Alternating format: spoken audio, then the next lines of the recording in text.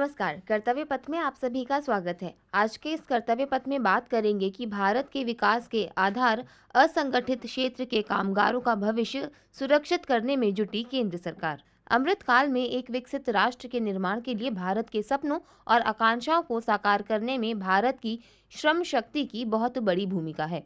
भारत को एक बार फिर सबसे तेजी से विकास कर रहे देशों में से एक बनाने का बहुत बड़ा श्रेय हमारे श्रमिकों को ही जाता है।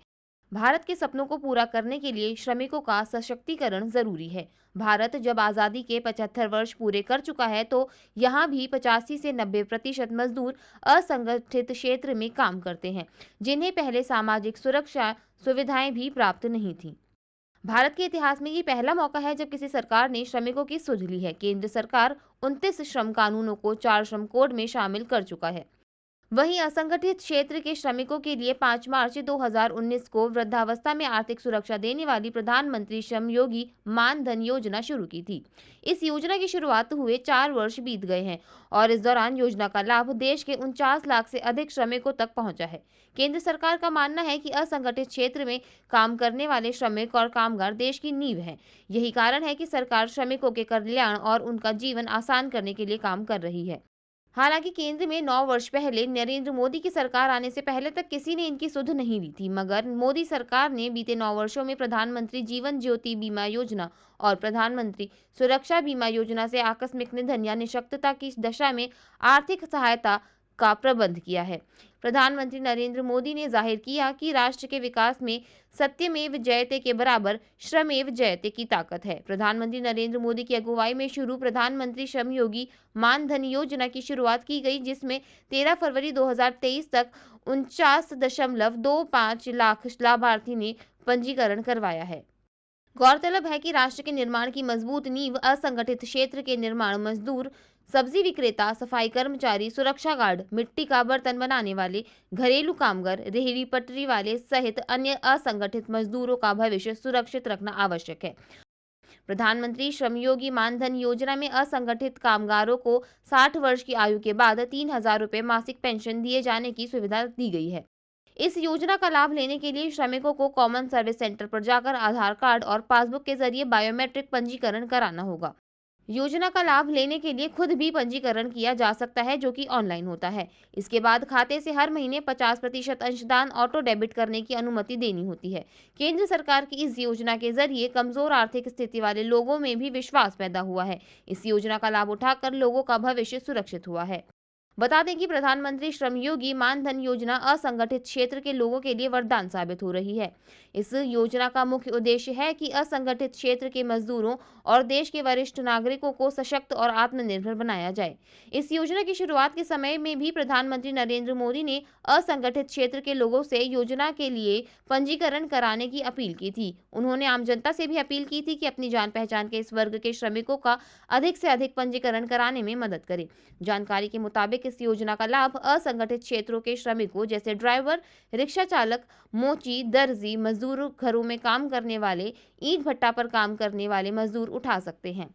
ऐसे किया जा सकता है आवेदन। इस योजना में आवेदन करने के लिए असंगठित क्षेत्र के मजदूर की उम्र 18 से 40 वर्ष के बीच होनी चाहिए। योजना का लाभ उन्हीं मजदूरों को मिलेगा जिनके मासिक आय 15,000 रुपए या इससे कम होती है। इसके साथ ही मजदूर ईपीएफओ, एनपीएस के सदस्य नहीं होने चाहिए। आवेदन करने के लिए श्रमिक के पास मोबाइल फोन, आधार नंबर और बचत खाता होना चाहिए। पंजीकरण की सुविधा देश के 4 लाख से अधिक कॉमन सर्विस सेंटर में भी उपलब्ध है।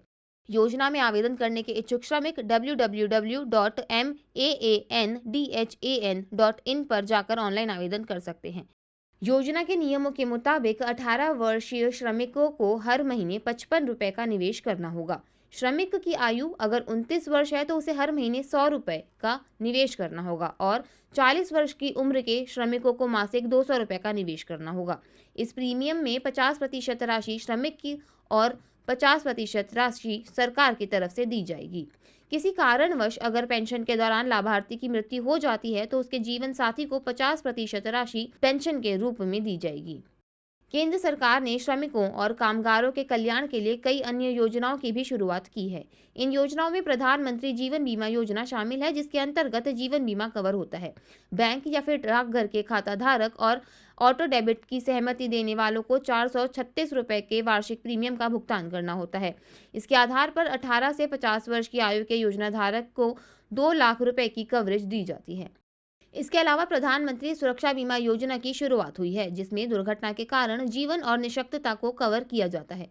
इसमें 18 से 70 वर्ष की आयु वर्ग वाले व्यक्ति की बैंक या डाकघर में खाता होने और ऑटो डेबिट 20 रुपए की सहमति दिए जाने पर मृत्यु पर पूर्ण या स्थायी निशक्तता के मामले में 2 लाख और आंशिक स्थायी निशक्तता के मामले में 1 लाख रुपए तक की कवरेज दी जाती है।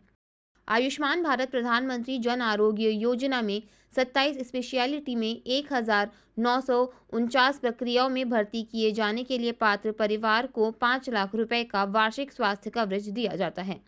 गौरतलब है कि प्रधानमंत्री नरेंद्र मोदी खुद कह चुके हैं कि श्रमिकों के लिए पहली बार है कि इस तरह की योजनाओं को शुरू किया गया हो। उन्होंने कहा था कि आज़ादी के बाद ये पहला अवसर है जब इस प्रकार की योजना केंद्र सरकार ने शुरू की है। वहीं असंगठित श्रमिकों का राष्ट्रीय डाटा सरकार के पास हो, इसलिए 26 अगस्त 2021 में ई श्रम पोर्टल पर पंजीकरण शुरू किया गया। पोर्टल में 28.56 करोड़ से अधिक असंगठित कामगारों का आधार के साथ पंजीकरण हो चुका है, जिसमें 52.80% महिला कामगार हैं। आज़ादी के बाद इतिहास की यह पहली योजना है जिसे समाज के उस वर्ग को छुआ है जिसके बारे में कभी सोचा ही नहीं गया, जिनको अपने ही भाग्य पर छोड़ दिया गया था। यह बीते वर्षों में शुरू की गई योजनाओं का विस्तार है।